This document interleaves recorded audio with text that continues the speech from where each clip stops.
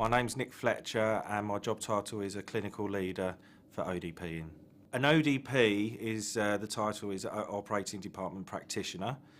Basically what that entails is assisting the anaesthetist during surgery, assisting the surgeon during surgery, or working in the recovery unit, looking after patients after they wake up. When I started in the hospital, I started as a theatre orderly, so I'd go to the wards to pick up the patients, go and collect blood from blood bank to bring to theatres. After I did that for about 3 years, and then I went to work in the recovery unit as a healthcare assistant, and then I went ahead and did my ODP training to become a qualified member myself.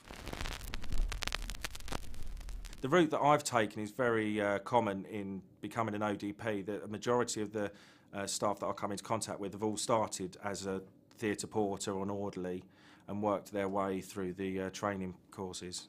I've now become a clinical leader, which means that I assist looking after a team of ODPs.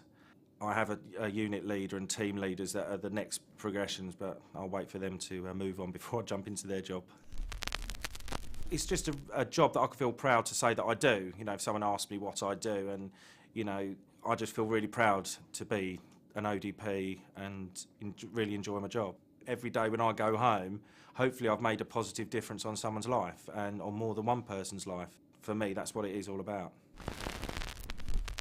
I looked after a patient that had cancer, and you know, after looking after someone like that, you suddenly realise problems you may have in your life aren't as bad as someone else's, and you know, that's hopefully how I try and live my life. You know, when I see people now that I went to school with, you know, I didn't do biology or anything like that at school. You know, I had everything, all my sciences were based on going into a different job. The options were very limited. You know, the jobs weren't out there, or they were, but no one knew about them. And I think, you know, I've been lucky to find the ideal job for me, just more by luck than judgment.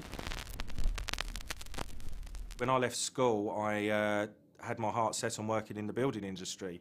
I followed my dad. He was in the industry himself. I trained as a quantity surveyor when I left school, and it wasn't the job for me. You know, it was a hard decision to break the sort of family tradition, but I'm very glad that I've done it now, and you know, this is where I am now.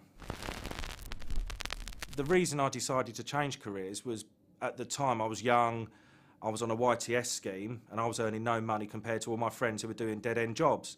So I followed, you know, went to work with them, had a good laugh for a few years, ended up becoming a first aider at the company I was worked at, enjoyed it. Everyone sort of said, oh, you know, you seem to have an aptitude for this sort of thing.